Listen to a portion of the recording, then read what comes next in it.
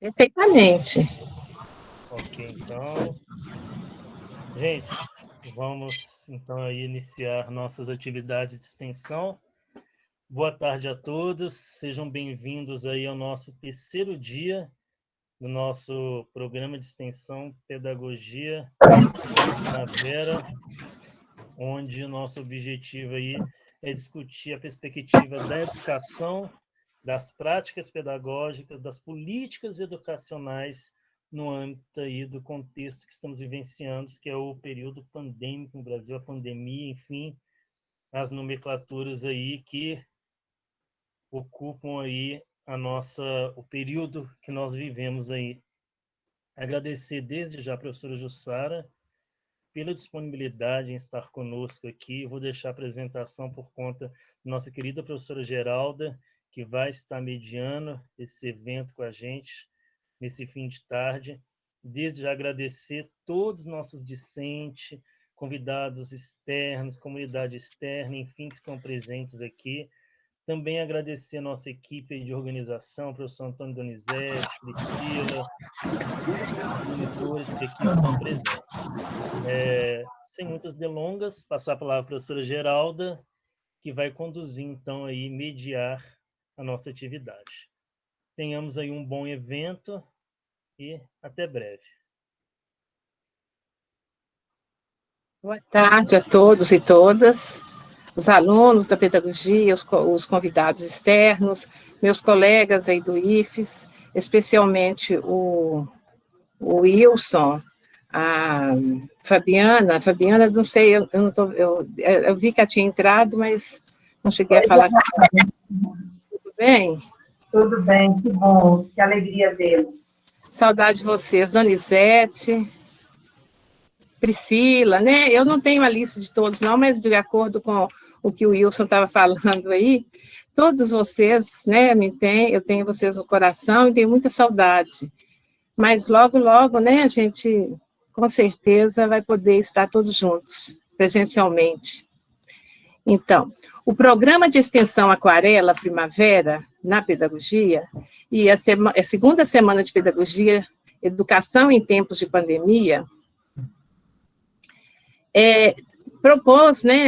esse evento é proposto para discutir as práticas pedagógicas constituintes dos profissionais da pedagogia e os diálogos com a formação permanente dos profissionais da educação básica. Isso é importante, fazer essa interação, né, articular esses diálogos, esses saberes, para a gente se fortalecer enquanto formadores, né, de profissionais,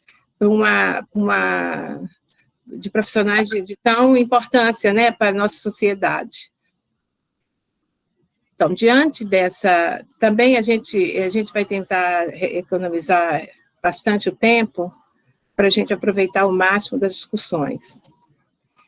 Tenho o prazer de apresentar a vocês a nossa convidada de hoje, a professora doutora Jussara Bueno de Queiroz Pasqualini, professora adjunta da Universidade Federal do Rio de Janeiro, doutorado em Educação pela Universidade Federal de Minas Gerais, doutorado sanduíche pela Universidade do Porto, Portugal, pós-doutorado pela Pontifícia Universidade Católica de Minas Gerais, mestrado em Educação pela Universidade Federal de Minas Gerais, ela possui graduação em Pedagogia pela Pontifícia Universidade Católica de Minas, especialização em Educação pelo CEP-MG, especialização em Psicopedagogia pelo CEP-MG, especialização em Direitos Humanos pelo CIS, especialização em Temas Filosóficos pela UFMG, tem experiência na área de educação, com ênfase em trabalho e educação, atuando principalmente nos seguintes temas: formação de professores, educação, ensino-aprendizagem, trabalho e educação, gestão, educação à distância e trabalho docente. Jussara, querida, é com grande alegria que recebemos você nesse espaço para a palestra, né, para preferir a palestra nesse evento, professor gestor na atualidade. Então, seja muito bem-vinda. Boa tarde a todos e a todas, é com muita alegria que estou aqui participando com vocês. Já fiz planos de ir apresentar pessoalmente, não deu certo, não faltará oportunidade, mas é um prazer estar com a Geralda, pessoa que eu gosto muito, já tivemos outros momentos, né, de encontro, de formação, professor Wilson, que me recebeu, é um prazer estar com vocês, alunas, estudantes, convidados, que interessam pela temática. Acreditar na educação hoje em dia, eu falo que é um desafio que a gente tem que enfrentar cada dia. Então, por isso, quanto mais perto, quanto mais a gente discutir, quanto mais a gente poder ter aliados ao nosso lado, melhor. E para hoje, então, nós vamos conversar sobre a questão do professor gestor. Então, nós vamos colocar ali a apresentação, estou colocando aqui já para a gente poder conversar. Assim que aparecer para vocês, me falem, por favor. Já deu para aparecer? Sim. Ótimo. Então, professor gestor na atualidade. Bem, primeiro, eu vou falar... Sim? Se a senhora quiser colocar em tela cheia, não sei se fica ruim para a senhora. Tá bom. Aí. Vamos. É porque eu queria ver um pouquinho de vocês, mas não tem problema. Não, tranquilo, então. Não tem problema. Então, o professor gestor na atualidade, primeiro eu concebo uma denominação que todo professor é gestor. E onde que eu vou buscar isso? Na própria LDB, aonde fala que o professor tem que atuar em vários espaços. Ele tem que conhecer a sua escola. Então, eu falo que o professor, ele é gestor da sala de aula, do seu tempo, da sua organização, dos conteúdos, das relações com os estudantes, das relações com as famílias, das leis que são impostas, das leis que se constroem no coletivo através do projeto político-pedagógico, eu falo que são direcionamentos, mas ele também é gestor quando ele atua nos conselhos, as várias instâncias democráticas que a escola pode colocar. Mas o professor gestor também é aquele que assume a direção de uma escola. E assumir uma direção de escola é uma coisa complicada no atual cenário. Então, para a gente poder aliviar um pouquinho, eu vou apresentar para vocês um pouquinho da minha universidade, uma orquestra, que é o ukulele, em que ele traz um pouquinho desse momento para a gente. Vamos assistir? Eu acho que vale a pena a gente repensar esse momento.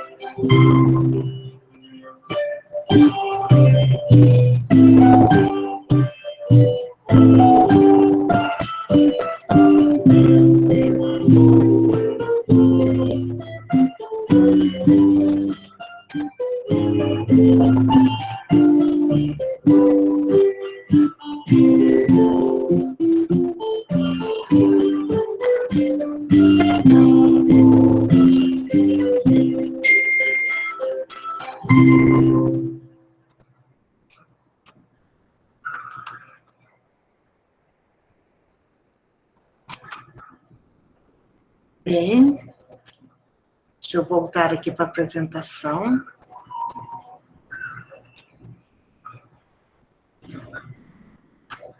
Vocês estão vendo a apresentação ainda, não, né? Não. Deixa eu voltar aqui para ela. Vocês conseguem ver agora?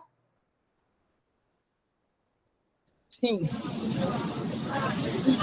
Eu vou trazer para vocês aquela orquestra. Bem, teria vários sentidos, significados, mas eu gostaria de pelo menos 3 e trazer aqui junto desse desenho da gestão, poder, relação e transformação. A música, ela tem um poder de encantar, ela tem um poder de nos atrair, mas a música, ela é feita através de relações. São vários sons que vão se unindo com intensidade, com mudanças de instrumento, que vão dando uma transformação. E, nesse sentido, a gestão também tem muito. A gestão também tem esses elementos que nós vamos conversar daqui a pouco. Mais do que isso, essa orquestra fez em vários quadros. Cada quadro saía um personagem. Cada quadro emitia ali uma parte dessa orquestra. E é assim que a gente vê a escola. A escola tem várias pessoas que estão ali dentro daquele âmbito, dentro daquele espaço formativo. E deve ser nesse espaço que as coisas se transformam. Agora, com a pandemia, está cada um no seu quadrado, cada um de frente com o computador. Mas a gente ainda pode ter o poder, a relação e a transformação. Quando fala em poder da gestão, muitas pessoas pensam assim, eu vou ter de ser diretora, eu vou mandar em tudo. Não, não é esse poder. É um poder de ter autoridade. E autoridade vem do grego, né, a raiz etimológica da palavra autoridade, que é fazer o outro crescer. Então, todo professor gestor tem esse poder, ou deveria exercer esse poder de autoridade, fazer o outro crescer. E eu vou fazer o outro crescer como? Na relação. Nós só nos tornamos humanos na relação. É a relação que nos humaniza. É nas relações que nós nos tornamos mais evidentemente empoderados daquilo que a gente quer. E quando nós estamos empoderados, há uma transformação. E a educação, ela só se dá na transformação. A quantidade de conteúdos, ela não transforma ninguém. É essa relação, esse estabelecimento que vai fazer com que a transformação aconteça. E por isso, a gente vai buscar lá a etimologia da palavra gestão. Gestão, ela tem a etimologia do cuidado, do gerir, do dar vida. Como que isso está acontecendo dentro das escolas? Será que nós estamos realmente tendo cuidado de cuidar do outro? Será que nós estamos tendo essa atenção cuidadosa de gerir vidas, gerir oportunidades, gerir criatividade? Ou será que não? Bem, nós temos que ver o contexto da nossa sociedade que nós estamos vivendo hoje. Muitas vezes um contexto meio tribulado, meio ressentido. Eu falo que nós estamos vivendo um contexto, muitas vezes, complexo demais. E, por isso, na complexidade, a gente vai entender essas relações. Se gestão é cuidado, é gerir vida, ele precisa, logicamente, de um controle. Que controle é esse que eu estou tendo das situações? Cada profissional da escola tem que ter esse controle, o cuidado de gerir vida no seu espaço. Seja na coordenação pedagógica, seja na sala de aula, o professor, seja o diretor, ali na posição que ele está da direção. Esse cuidado é imprescindível. E quando nós falamos que nós estamos vivendo um mundo complicado, tem teóricos que falam para nós, né, usando um simbologismo que tem lá nos Estados Unidos, que é uma geração bloco de neve. O que é geração bloco de neve?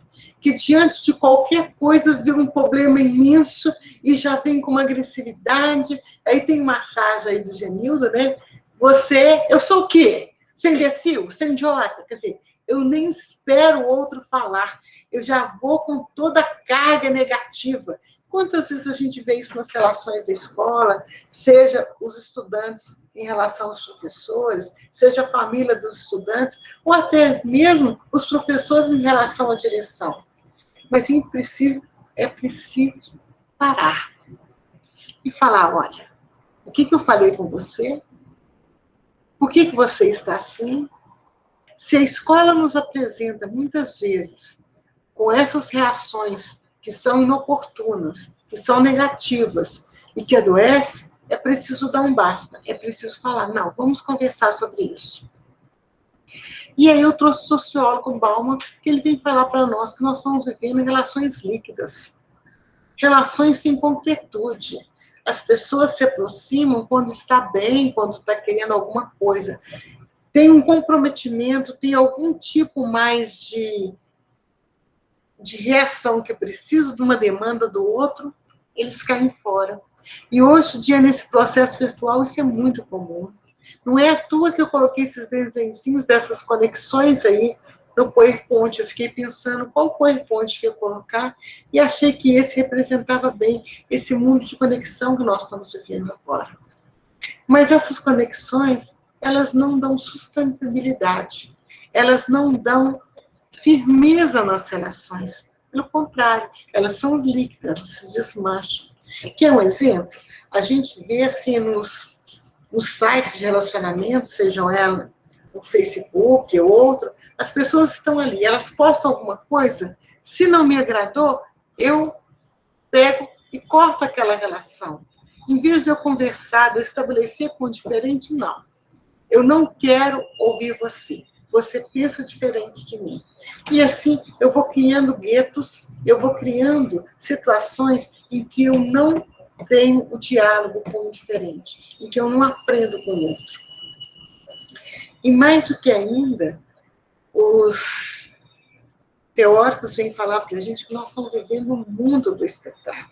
Esse mundo do espetáculo é extremamente preocupante, porque eu tiro a minha imagem enquanto pessoa, enquanto indivíduo que estou no mundo, que estou crescendo, e o espetáculo toma um âmbito muito maior. Nós vamos ver, então, aqui, o que o espetáculo vai falar para a gente. Presta atenção.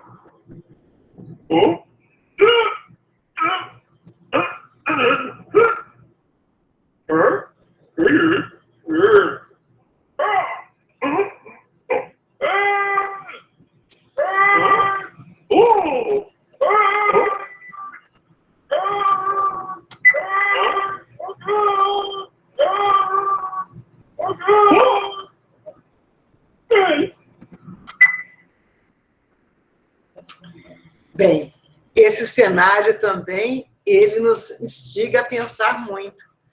Como que está a nossa vida? O mais importante é a foto daquele momento, é aquela oportunidade que eu não posso perder, ou aquele ser humano que está ali. E olha que interessante, aquele ser humano que estava precisando de uma ajuda, ele não teve. E quando ele viu que ele estava sozinho, ele criou uma força imensa e conseguiu superar. Mas o outro distraído, perdido nas suas ilusões, perdido nas suas demandas, perdido nos seus sonhos, de pegar um ângulo melhor do fato, do espetáculo, de não perder esse espetáculo da vida, acaba caindo. E qual é a cara de susto do que vê ele caindo? E ele não pode fazer nada, e mais assustado ele fica quando percebe que um grito de socorro, ele, em vez de chamar pessoas para ajudar, mais clique de celulares aparecem para que a foto possa ser tirada de vários ângulos. Olha, por mais triste que esse exemplo seja dado, basta a gente ir tomar um pouquinho na mídia e vocês vão ter uma porção de cenas que vocês vão ver de pessoas que estavam realmente precisando de ajuda e que a foto, o comentário, o tentar observar, foi muito mais importante do que ajudar.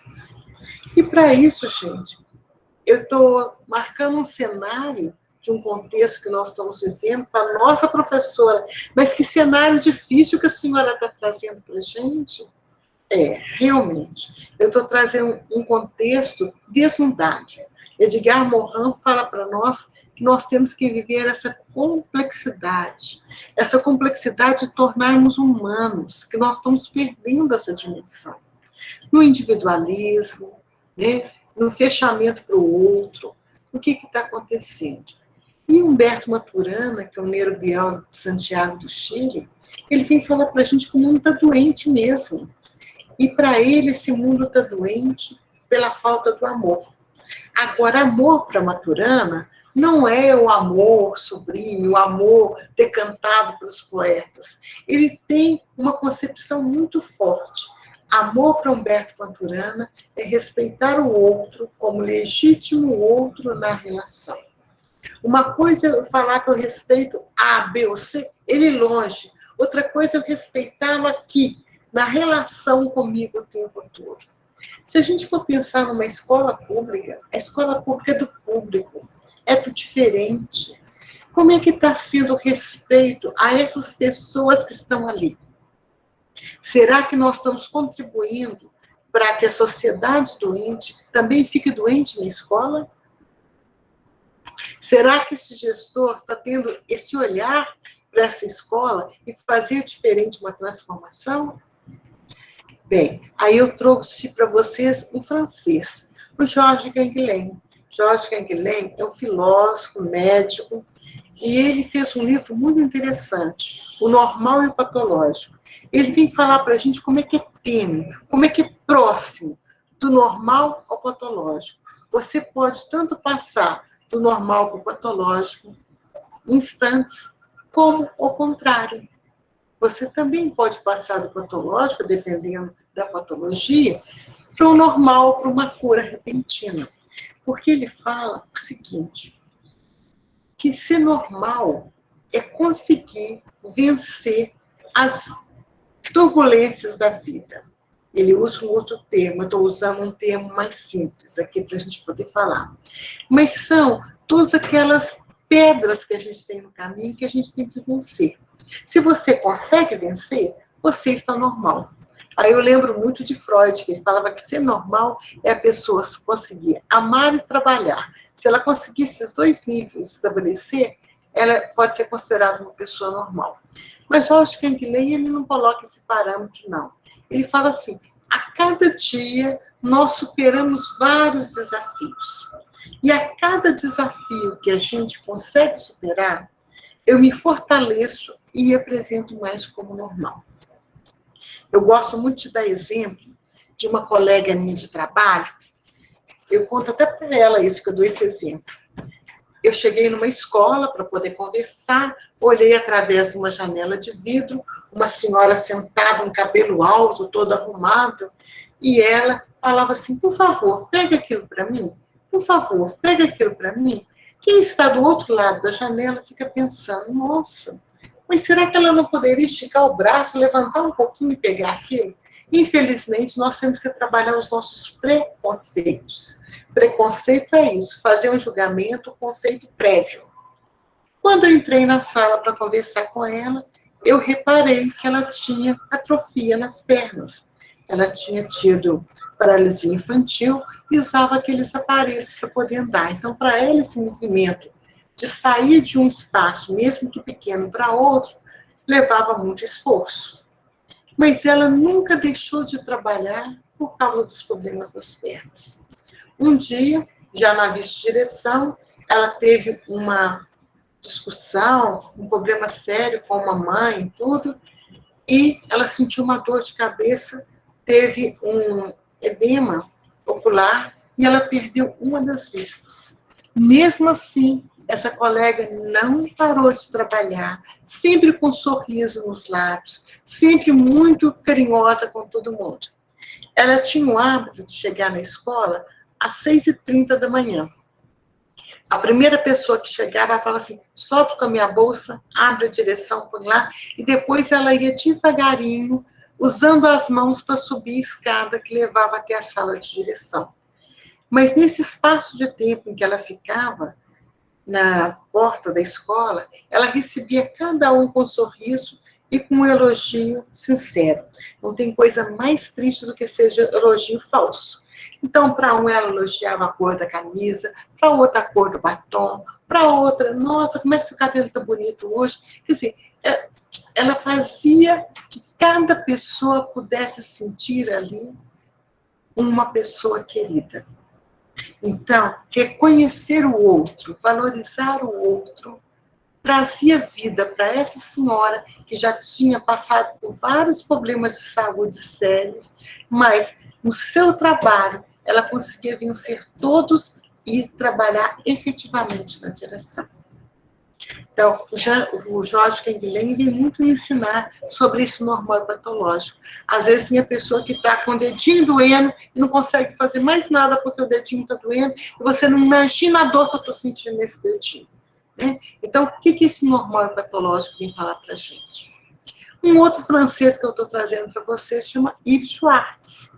O Yves Schwartz está vivo ainda, mora lá em Paris, e ele vem falar para a gente sobre essa capacidade nossa de renormalizar, de fazer uma norma diferente. Olha como é que é interessante. O tempo todo nós estamos sentindo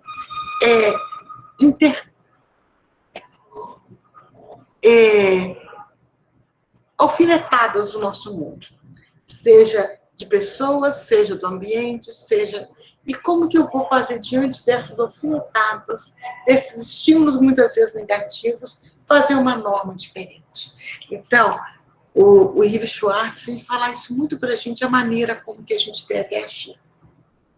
E por isso eu fiz um gráfico aqui, como que eu vou passando essa formação que eu vou estabelecendo de eu ser professor gestor, de eu estar numa direção. Então, a profissão, ela me dá um saber. A cada vez que eu estou ali, nas relações que eu estabeleço dentro do ambiente, com os meus alunos, com os professores, com os responsáveis pelos alunos, com a instituição mantenedora, eu vou ali estabelecendo, eu vou me formando profissional. Eu falo que eu fico meio triste quando eu falo sobre isso, né? Porque o Tardif fala que ser professor é semiprofissão. Então, o diretor também é semiprofissão. Mas semiprofissão não é porque o trabalho é menor, não. Primeiro, porque nós não temos uma regulamentação. Segundo, que nós não temos um código de ética. E isso faz com que nós tenhamos uma semiprofissão. E mais do que isso, não é uma profissão, muitas vezes, que exige que tenha uma formação específica. Por exemplo, se eu for ver no Rio de Janeiro, nas escolas de educação básica,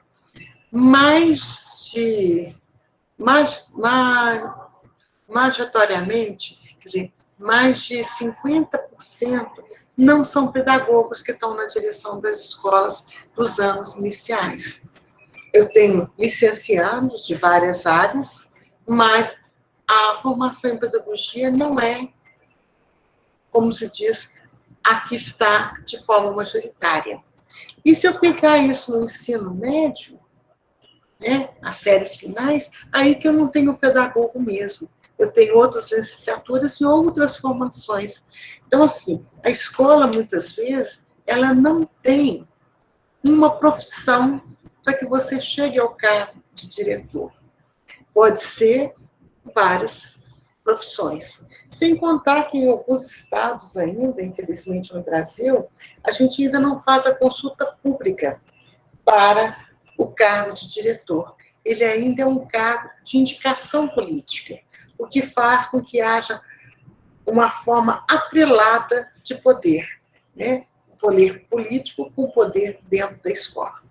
Bem, então esse primeiro saber que eu tenho está ali no âmbito da formação. Mas quando eu chego ali, eu tenho um saber anterior, eu tenho um saber que é da minha formação humana, que são das relações que eu circulo no meu ambiente. Então, eu tenho uma formação humana que eu trago. Eu não entro num espaço só com a minha profissão. Eu trago com toda a minha humanidade junto. Eu trago também uma formação acadêmica, que a gente acredita que o professor, o diretor, ele possa estar estendendo, alargando essa formação acadêmica dele o tempo todo, porque nós estamos em contínuo processo formativo. Eu tenho uma formação que se dá no serviço e pelo serviço. Uma coisa é eu estar no cargo de direção há 1 ano. Outra coisa é eu estar no cargo de direção há 3, 5 anos. Então, esse estar em um lugar, estar numa função, faz com que essa formação estabeleça. Eu vou aprendendo como agir nesse lugar. E o outro aspecto que não poderia faltar é a formação socioeconômica cultural. Nós aprendemos com outros espaços, como seja só a escola. Às vezes eu vejo que as pessoas ficam assim, muito presas a leis, a normas teóricas só da educação. Tá, isso são importantíssimos, mas eu tenho que abrir. Eu tenho que ter uma perspectiva de entender a educação com outros olhares. E entender que poder é igual a comandar. E por isso, eu separei o co do mandar. O co, ele tem ali, né, um prefácio que fala que é junto. Não dá para ter poder e mandar sozinho. Eu tenho poder, sim, o diretor responde pela escola, mas ele tem que ter o poder de comandar coletivamente. E isso está nos garantido nos documentos legais. Desde a Constituição de 1988, que fala na gestão democrática para as escolas públicas, como é referendado também na LDB e também no nosso atual PNE, que é o Plano Nacional de Educação. Então, eu preciso entender que para que eu possa gerir, eu possa exercer esse poder de construir, de transformar, eu tenho que fazer coletivamente. Quanto mais isolado esse diretor estiver, mais sozinho frente às demandas e mais dificuldade ele terá. Quanto mais ele estiver alicerçado do coletivo da escola, ele vai estar respaldado nas suas ações e ele vai estar fazendo mais pessoas crescer também os seus conhecimentos, os seus valores. E para isso, gente, eu trouxe um outro teórico, que é o Carlos Marx, que ele vem falar para a gente de planejamento estratégico. A gente em escola ainda fala muito assim, eu vou fazer um diagnóstico da situação, eu vou fazer um diagnóstico da relação dessa professora com esse aluno. Eu vou fazer um diagnóstico disso que você está me falando. Tá, o diagnóstico é feito apenas por mim.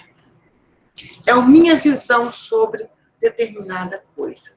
O que o Carlos Marx vai ensinar para a gente no planejamento estratégico é que, diante de uma situação, eu posso ter vários olhares e várias ações que podem ser empreendidas. Mas, para isso, eu tenho que fazer o quê? Eu tenho que escutar o outro.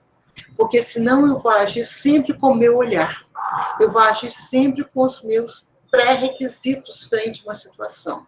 E nós conseguimos, nós vamos, cada dia, melhorando esse nosso arsenal de saberes, que a gente fala, isso eu já sei resolver, isso eu sei resolver, isso eu faço dessa forma. Mas será que sempre vai ser do mesmo jeito? Será que eu não tenho que ouvir o outro para poder tentar fazer diferente? E eu entender que a gestão escolar, ela perpassa todas essas dimensões que estão ali.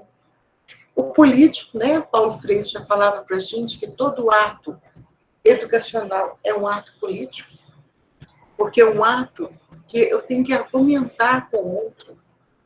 O político é isso, deveria ser aquele ser que argumenta com o outro, que traz uma perspectiva diferente. Eu tenho que ter o pedagógico é aquele que transforma. A educação só é válida quando é um processo de transformação. Eu tenho o administrativo, eu tenho que entender do horário, dos chegados, de marcar horário, de fazer compras, eu tenho que entender tudo isso que vai para o financeiro, eu tenho que fazer licitação. Eu tenho um jurídico, que eu falo que a escola hoje, ela perdeu muito da sua autoridade. Então, várias questões saem do âmbito da escola e vai lá para o jurídico. A escola está sendo judicializada, a escola está passando por um processo que outras pessoas têm que responder por ela, porque ela perdeu a sua autonomia. E isso, quanto mais esse gestor ficar sozinho, mais ele vai ter que responder juridicamente por suas ações. Mas é gestão de pessoas. Eu falo que no curso de pedagogia, nós deveríamos ter uma disciplina gestão de pessoas, que é o que a gente faz o tempo todo e a gente não estuda na pedagogia essa gestão de pessoas. Seja gestão com os estudantes, seja gestão com as famílias, seja gestão com os colegas, seja gestão com os professores, e assim vai. E a outra gestão dos espaços da materialidade. Como é que eu vou organizar aquele espaço? O que eu vou privilegiar? A gente pega lá num site que eu gosto muito de consultar, não sei se vocês têm um hábito, que é o Queduc. O Queduc, ele traz os dados das respostas dos diretores e professores durante a Prova Brasil. E eles fazem esse questionário perguntando mesmo o que a escola tem, o que a escola não tem. É inconcebível, mas a gente pega ainda várias escolas que não têm biblioteca. Olha, e tem uma verba para que as escolas mantenham a biblioteca e mantenham ela atualizadas. E muitas ainda não têm biblioteca. Espaços como pátio, como ginásio, e aí vale a pena consultar esse site, que vocês vão aprender muita coisa ali. Eu entender que esse poder transformador da gestão vem para tudo aquilo que eu falei. Esse poder está sentado primeiro numa ação democrática. O que é uma ação democrática? Eu acreditar que o outro tem voz, que o outro tem um olhar diferente do meu. Humberto Maturana vem falar para a gente que todo dito é dito por um observador, que muitas vezes pode ser ele mesmo. Então, eu estou falando de um olhar. Isso seria o nosso diagnóstico. Então, quando eu pego essa questão democrática, eu escuto o outro, eu estou ampliando, eu não estou falando mais de diagnóstico, eu estou falando de cenário. É isso que o planejamento estratégico vem falar para a gente. Eu tenho que analisar cenários. Então, eu, com o meu olhar, com a minha perspectiva, vou falar sobre situação, eu vou ouvir o professor, eu vou ouvir o aluno, eu vou ouvir o pai, e isso vai fazer com que eu entenda melhor a situação. Mas entender que a autoridade é fazer o outro crescer. Por isso eu tenho que ter o cuidado, por isso eu tenho que ter um reconhecimento do outro como legítimo outro na relação. E aí eu vou ter um poder transformador dentro da escola, dentro do seu processo. E para isso, gente, é criar um clima organizacional. Hoje as empresas cuidam do clima. O clima não é a cultura do lugar. A cultura é aquilo que já está instaurado, é aquilo que já está presente. Eu falo que muitas vezes a escola, infelizmente, está vivendo a cultura do cansaço, a cultura do desânimo, e a gente tem que mudar isso. E a gente vai mudar pelo clima, porque o clima, ele vive instantes, são momentos. Mesmo na hora que está fazendo um calor intenso, pode chover, pode refrescar. Então, o clima organizacional, ele muda. E como é que ele vai mudar esse clima? Quando eu posso ouvir. Quando eu posso ouvir o outro e vou dar um feedback desse ouvir, que é importante, porque não adianta só eu ouvir. Eu tenho que dar feedback. O feedback não é só falar assim, eu gostei do que você falou. É o feedback também de falar, eu entendi, nós podemos fazer desse jeito. É essa mudança que tem que ter no clima organizacional. E se as empresas que têm o lado financeiro como objetivo último, estão preocupadas com o clima, não é porque elas estão preocupadas com as pessoas, não. Elas estão preocupadas com a produção, elas estão preocupadas com o lucro. E nós, da escola, que estamos preocupados com pessoas, com transformação, nós temos que ter esse olhar e esse ouvir, o clima organizacional, para tentar fazer diferente, para tentar melhorar o ambiente de aprendizado, para que ele possa ser rico e transformador. Agora, nós estamos vivendo uma pandemia. Quando eu falo pan, é todos demo povo, pandemia para todo o povo. Todos nós estamos vivendo um momento difícil, um momento de insegurança, de medo, um momento marcado por transformações muito fortes. E isso tem levado ao inesperado, né? Muitas pessoas falam assim, eu nunca pensei que eu passaria 2020 lavando as mãos, lavando embalagens do supermercado. E isso vai relatando para a gente a nossa fragilidade do humano. Como que nós somos frágeis diante de um simples vírus. E como que a doença e a saúde estão ali, nesse bioma, né? Nessa relação intrínseca que eu posso estar bem e estar transmitindo o vírus. E eu posso estar doente e não transmitir o vírus. Olha que coisa difícil de entender. Mas no Brasil, eu ainda fiquei mais assustada com uma coisa, com preconceito. Foi feita uma propaganda muito intensa, que só as pessoas em situação de risco estariam mais vulneráveis a adoecer. Então, eu vi, infelizmente, na rua, pessoas gritando, velho, o que você está fazendo aí? Vai para casa, você é grupo de risco. Como se ele não fosse grupo de risco. Então, assim, como é que nós não deixamos ainda ser marcados por conceitos que ainda vão nos afastar uns dos outros? E, para falar a verdade, eu tive a morte de uma amiga de 46 anos, médica, que não tinha nenhum tipo de morbidade antes. Ela pegou o vírus e não sobreviveu. Então, assim, infelizmente, não foi o fator idade, não foi o fator de doença pré-existente, mas a gente não sabe como que nós temos uma infinitude, como que nós somos finitos, como que nossa vida pode ser passageira.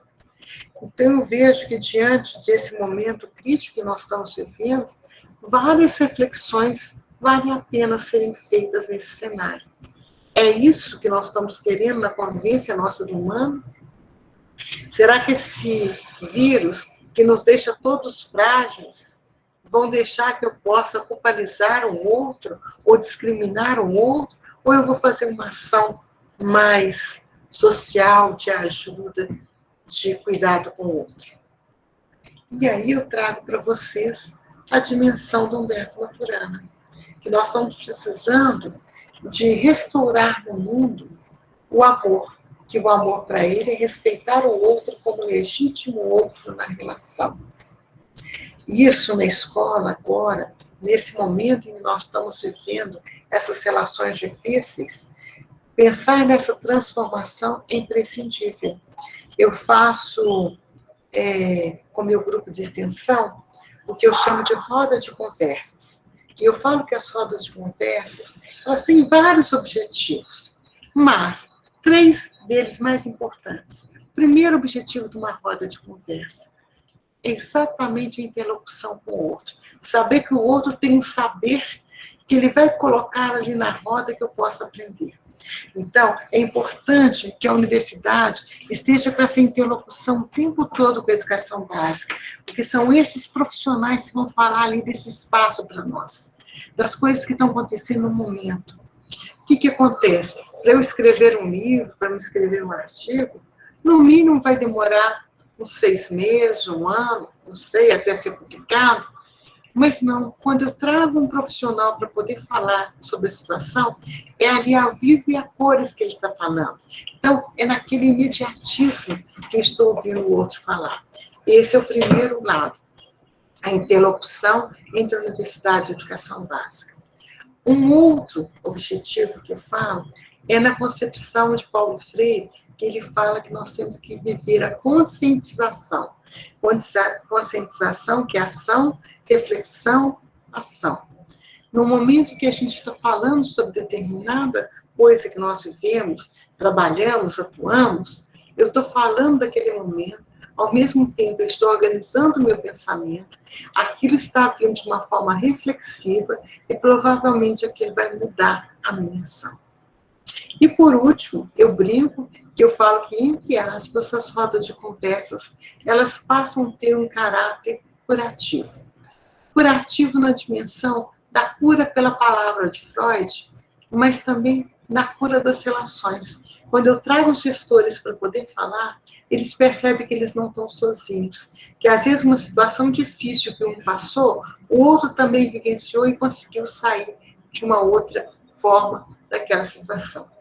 E aí eu tive uma experiência muito bonita essa semana, que nós tivemos uma roda de conversa, e uma gestora falando assim, olha, eu estava percebendo que meus professores estavam tão ansiosos, tão aflitos, que eu comecei a pedir amigos. E aí eu coloquei, nós estamos tendo online aula de yoga, aula de música, aula de ginástica, quer dizer, momentos que eu vou sair daquele foco do conteúdo e eu vou trazer um foco para as relações.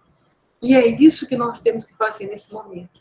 Não adianta encher as crianças e os jovens com conteúdo nesse momento. Nós estamos passando por um momento de transformação com muita atenção, com muitas apreensões, e que a gente tem que fazer com maior leveza, porque as transformações elas vão acontecer sucessivamente nesses momentos que nós nos reunimos. E por isso essa imagem que eu trouxe para vocês.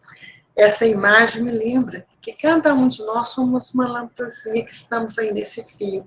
No fio que faz acreditar na educação, no fio que faz acreditar no nosso papel de transformação, e que nós, mesmo diante da ventania, diante das chuvas, diante do sol intenso, essas lâmpadazinhas vão estar ali clareando. E que é importante que elas estejam juntas.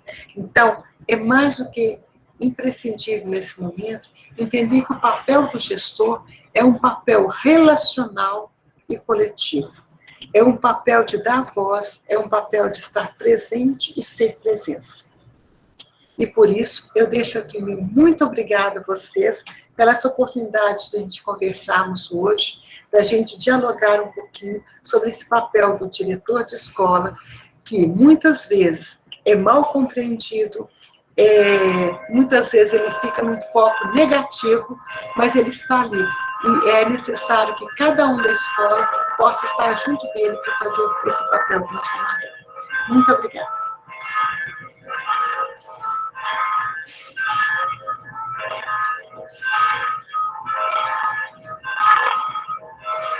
Parece que tem alguém com o microfone aberto. Obrigada. Agradeço a Jussara pela belíssima explanação, fazer a gente refletir, né?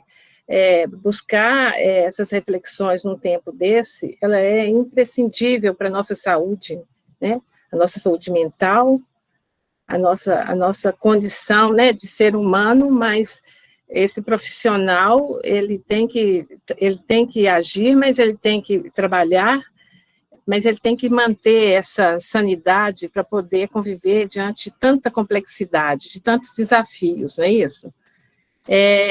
Esse contexto complexo, eu vou fazer os comentários da sua fala, Jussara, mas aí eu vou comunicar ao pessoal da sala que a Jussara me pediu para dar uma saidinha às 18 horas, para ela abrir uma outra reunião, e ela volta para a sala, rapidinho, porque não teve jeito, como sempre, nós todos estamos assim, né, um punhado de compromissos, né, sobrepostos, então não tem como fugir. Está me ouvindo, Jussara? Estou te ouvindo, sim, mas ainda faltam uns minutinhos, podemos conversar aqui, né? Estou ouvindo e olhando aqui no chat, se tem algum comentário, alguma coisa para responder. Quando chegam as perguntas.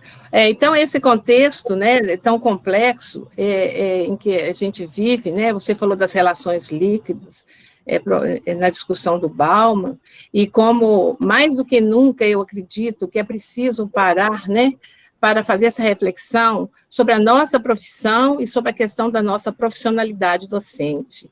Não tem como fugir disso. Eu acho também, quando você falou de humanização, que precisamos trabalhar, sim, com essa questão da humanização das relações, e como diria, né, como disse Freire nas experiências, na obra dele, essa construção do ser mais, ela precisa ser durante a vida toda, né? A gente se prepara o tempo inteiro. Então, eu acho assim que compreendendo essa construção de ser mais num processo de educação articulado com a cultura, que eu acho que educação e cultura, para ele, não tem como, porque essa dialogicidade ela só vai acontecer no processo de uma formação que dê a ele essa possibilidade de fala. E aí a gente lembra do Miguel Arroyo, né, que fala tanto dos sujeitos, de outros sujeitos e outras pedagogias, para esses outros sujeitos se sentirem pertencentes aos espaços. Como a gente está falando de gestão democrática, e a gente está falando embutir nessa discussão a questão da democracia, né? A gente também tem que, eu acho assim, teria que pensar nessa questão de essa democracia. Existem conhecimentos básicos para essa vida social e política. Então, eu acho assim que aí vem as questões que o Freire, né, propõe, dar condição a esse outro sujeito de ter, né, a possibilidade de fala e de ser ouvido, ele é um entendimento também, até que eu acho que os processos dos cursos de formação de professores, né, talvez nessa perspectiva de incluir no próprio currículo essa possibilidade de ter maior... essa questão que você disse, da questão da formação do ser humano, né, desse entendimento do outro, porque é aquele caso que você deu de exemplo da professora, a gente nunca sabe da dor do outro, né, a dor do outro é só o outro mesmo que vai entender e compreender. E essas dores todas, ela não só é sobre questões pedagógicas, né, porque são as que mais nos embatem, mas as questões como um todo, porque não tem como ver o professor dissociado, o professor dissociado do ser, né? Oi. Que bom. Tem alguém com o microfone aberto, por favor? Depois a gente... Eu estou numa outra reunião que está acabando, mas essa não começou ainda. Eu estou aqui aberta, qualquer coisa a gente conversa, tá bom? Tá. Aí eu estou fazendo os comentários, enquanto vai chegando, a gente vai organizando, mas eu tenho uma pergunta para você. Então, eu acho que concepção é essa que a gente tem de educação? Eu acho que parte daí, né? A gente tem que saber, assim, para agir, para ser para fazer essa gestão democrática que a própria política pública propõe, porque a legislação traz, desde a Constituição de 88, a expressão gestão democrática, ela já é proposta com uma perspectiva que ultrapassa os muros da escola, né? É uma perspectiva de buscar ampliar ainda mais essa responsabilidade do professor, de trabalhar outras relações com a família, com a sociedade, com o entorno, não é isso? O que você acha disso? Bem, primeiro quero agradecer ali as questões que me fizeram. Está dando para me ouvir, Geralda? Está perfeita. E assim, eu vi que a Priscila, né, perguntou sobre a questão, falar um pouquinho sobre a questão democrática a partir de Paulo Freire. Bem, Paulo Freire não falou sobre gestão democrática, tanto que na época dele, esse termo ainda não era nem usado. Nem o termo gestão, que ele é da década de 90, e nem muito menos democrático. Mas Paulo Freire falava de relações horizontalizadas, relações em que eu colocasse o outro no mesmo patamar que o meu. Então, eu não posso falar que ele falava de gestão democrática, mas eu posso falar que ele vivenciava uma relação democrática. Ele vivenciava uma relação democrática a partir do momento que ele ouvia e trazia uma realidade de um aluno a partir daquilo que ele convivia. Então, isso faz uma diferença. Deixa eu ver se o outro microfone está desligado. Só um minuto. Por favor, tem alguém com o microfone aberto? É o Wilson. Isso. E nesse sentido, Eu viver essas relações horizontalizadas me fortalece enquanto sujeito. Então, é nessa perspectiva, não que Paulo Freire tenha falado sobre gestão democrática. Uma outra questão que foi colocada aqui foi sobre a questão delicada dos diálogos sobre a deficiência. Realmente, é uma situação muito, e nós estamos vivendo um momento ainda mais tenso ainda com essa outra resolução. Mas eu não quero entrar nesse âmbito de falar deficiência, não. Porque deficiente nós todos somos. Eu, para poder ler aqui agora, eu tenho que colocar o óculos. Então, eu não consigo ler o chat sem ser com óculos. As deficiências, elas são em vários níveis, e aí eu tenho que saber conviver com elas. E o que o Jorge Canguilhem vai falar para a gente é exatamente isso. Cada um de nós vai ter uma deficiência, mas ele não vai deixar de ser normal por causa disso. Eu tenho que entender ele como normal e o que ele consegue operar. Muitas vezes a gente acha que a pessoa tem deficiência, eu tenho que fazer tudo para ela. Não. Eu tenho, que na perspectiva, fazer com que o outro consiga viver mais independentemente possível. Independentemente na parte física, mas nós temos uma inter-relação de dependência psicológica, isso nós temos. Eu sempre dependo um do outro. Eu sou humana porque estou no convívio aqui com vocês, estou aprendendo com vocês. Então, cada relação vai me falando sobre isso. Deixa eu ver se tem uma outra questão colocada aqui. Não. Você quer colocar de novo, Geraldo, a questão que você colocou para mim?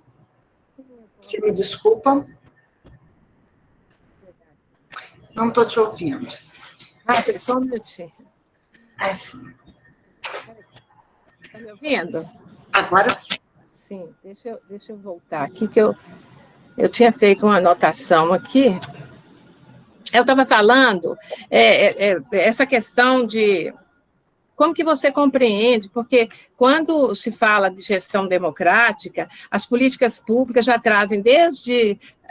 o processo começa desde a Constituição de 88, passando pela regulamentação da LDB, falando dessa gestão de como esse professor ou esse diretor teria que se posicionar, diante dessas novas regras, diante dessas novas propostas, e vem até, a gente vê recente, o último documento, que é o PNE, a gente vê 2 metas lá que também trabalham com a questão da gestão, e aí a gente percebe o seguinte, que na escola, eu comecei a falar inicialmente, essa trajetória da formação acadêmica que você propôs, num dos seus slides, você não acha que essa formação acadêmica desse profissional, ela está comprometida em muitas propostas de currículo de formação do professor no Brasil?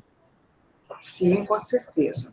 Nós tivemos uma quebra muito grande, da resolução de 2015, que muitas instituições ainda não conseguiram colocar elas efetivamente no seu currículo. Nós temos que entender isso, que o currículo é um campo de poder. E esse campo de poder, ele é totalmente e toda hora confrontado. Então, eu tenho que entender que muitas instituições ainda não conseguiram colocar efetivamente um currículo de acordo com a resolução 2015, que ela ressalta o papel do professor gestor. Ela dá uma ênfase nisso.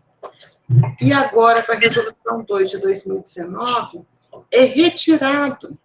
A gestão escolar, ela passa... Até o pessoal entrar, tá bom?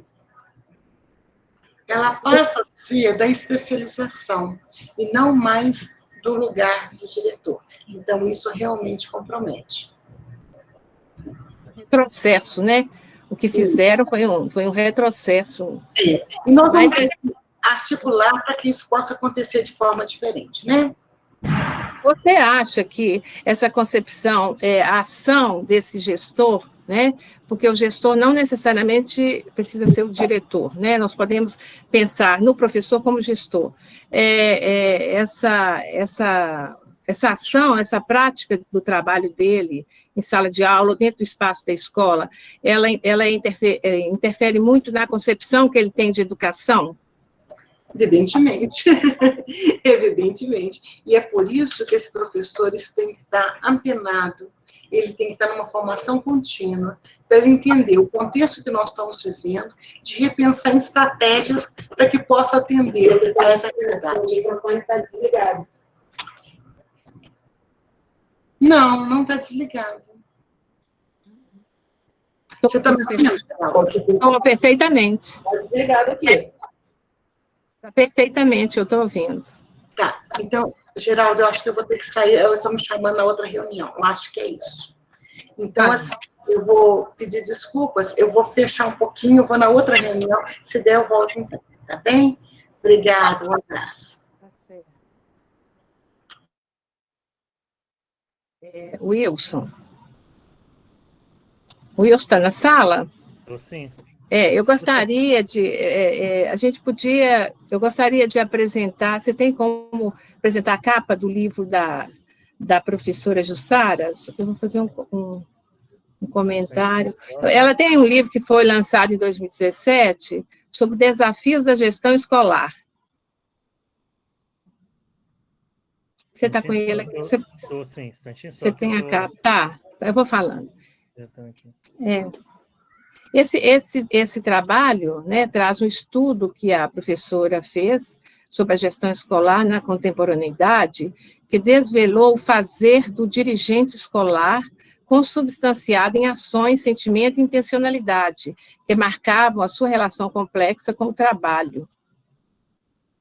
A atuação do gestor escolar é endereçada pelos princípios legais e ancorada pelos novos requerimentos gestoriais e tecnológicos, em consonância com as demandas dos organismos internacionais e multilaterais, delineou o cenário em questão.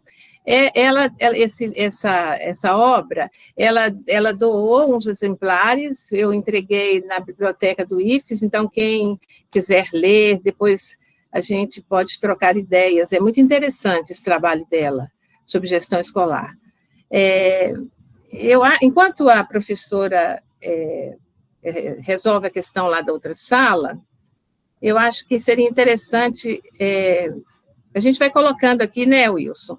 Eu queria aproveitar, Geraldo, se você me permitir. Sim, claro, pode falar. Ficou empolgado, ansioso. Eu tenho aí colocado aí no chat um vídeo para o pessoal continuar participando das próximas reuniões, das próximas atividades de extensão. Hoje, então, sempre observar aí que tem um vídeo aí ao lado.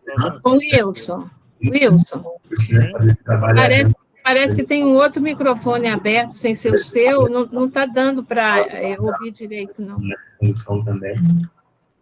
E a gente começa, eu vou desligar aqui minha câmera, o microfone, e vou ficar por aqui na sala. Tá. O que você estava falando, Wilson, por favor? Deixa eu só falar um pouquinho Não era mais. eu não, Geraldo. Sim.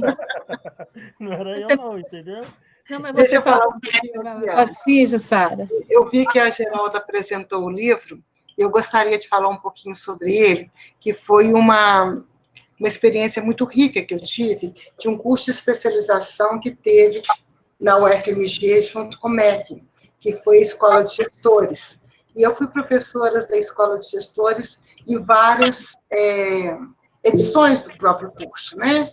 E numa dessas edições, eu tive contato, então, com os estudantes e eu fiz a pesquisa com as diretoras que estavam à frente naquele momento, que eram 400 diretoras. E dessas diretoras,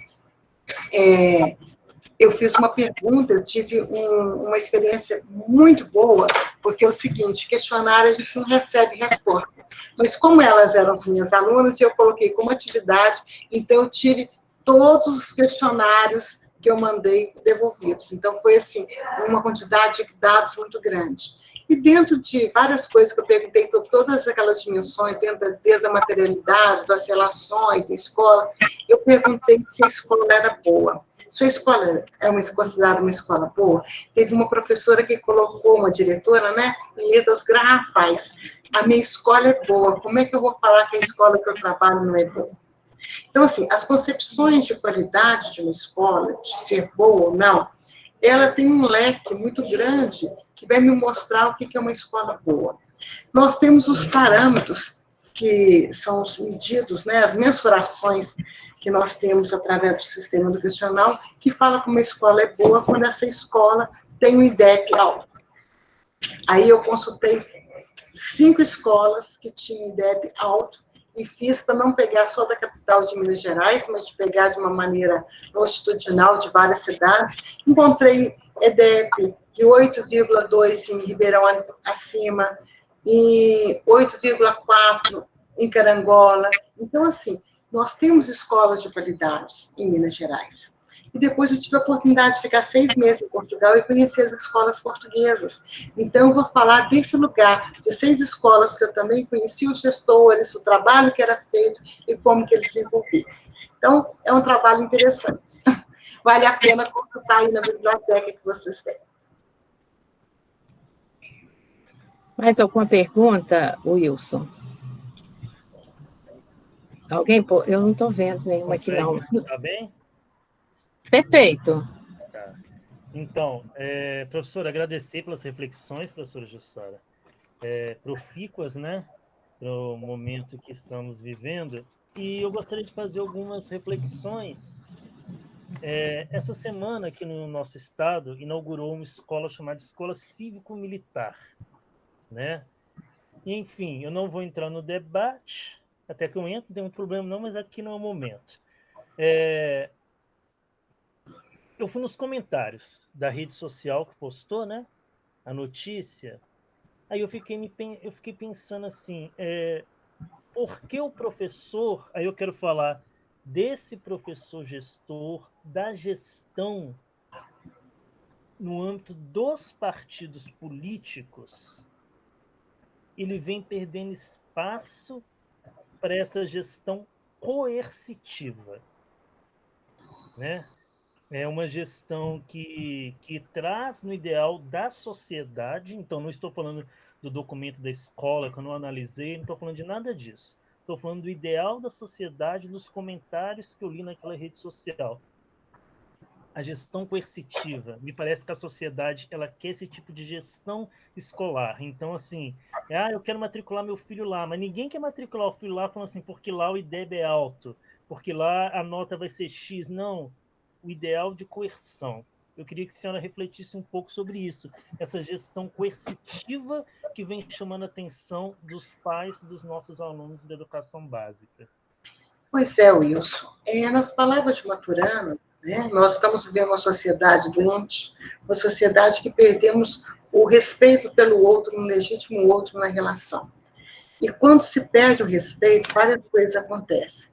Inclusive, eu falo que ataques ao professor de forma verbal já virou quase uma rotina, e de forma física, a gente vê estampado nos jornais, e isso traz um adoecimento para nós que somos docentes. A gente não precisa vivenciar a situação, mas a partir do momento que a gente vê um colega sofrendo com uma situação, a gente também é incomodado com aquilo. Bem, nesse cenário de adoecimento, nesse cenário de fragilidade da escola, e principalmente da escola pública, que é sempre ponderado, porque isso também acontece nas escolas privadas, mas isso não vem à tona. A escola pública, ela ficou sempre nessa perspectiva de culpabilidade. Então, a culpa é da escola pública. E isso que nós temos que fazer diferente. Mostrar que a escola pública tem muito valor, o contexto que ela faz de transformação com as escolas, com os alunos que ela atende. Então, temos que dar visibilidade a isso. Se a gente dá visibilidade só às coisas negativas, cada vez mais nós perdemos espaço. Quando se perde espaço e nós temos a culpa tem como antídoto a punição. Então, eu vou procurar coerção para melhorar essa questão. Então, nós estamos vivendo realmente como o Saviani tem um texto que ele fala a curvatura da vara. Eu acho que nós estamos num ponto e nós estamos chegando em outro. Agora é preciso pressionar, é preciso demandar coerção para a gente ter um mundo novo. Sendo que não seria nesse sentido em que a gente vai transformar a vida das pessoas, a não ser pelo acolhimento, pelo reconhecimento, pela valorização e pela transformação pela educação. O Antônio Donizete, ele deixou um comentário aqui, professora. A educação é o processo de reprodução social que tem como função construir, direta e intencionalmente, em cada indivíduo, a humanidade que é produzida histórica e coletivamente pelos homens. Nós, seres humanos, temos aquela dimensão de ser social que nos transcende. De outro lado, cada um de nós tem a singularidade, tem sua singularidade. Devo tornar meu, subjetivar, o acervo da humanidade. A escola é o lugar privilegiado de compartilhar esse acervo, esse acerto, de aprender essa cultura. Lugar privilegiado de nos fazermos humanos. Assim, é sempre bom reforçar questões como as que foram colocadas pela professora Jussara. Obrigada, professora. Olha, exatamente isso. Ele fez uma reflexão aqui, um fechamento. Nós temos que estar sempre sendo provocados a todo momento por essas instâncias que estão nos deixando numa situação de normalidade. Nós não estamos vivendo uma normalidade. É preciso que nós sejamos instigados a pensar em transformar, e esse é o lugar da escola. Bom, gente, eu agradeço muitíssimo o convite de vocês, a oportunidade de estar falando aqui. Tá? E, se possível, teremos outros momentos. Muito obrigada. A gente é que agradece, Jussara. Com certeza nós vamos ter, em breve, né, a possibilidade de levar você lá no nosso instituto, para você conhecer nossas alunas, para você conhecer nosso espaço, né? Muito interessante. E a gratidão imensa pelo aceite, né? Que eu sei que você também estava sobrecarregada de atividades e aceitou o nosso convite. Muito obrigada. Muito obrigada.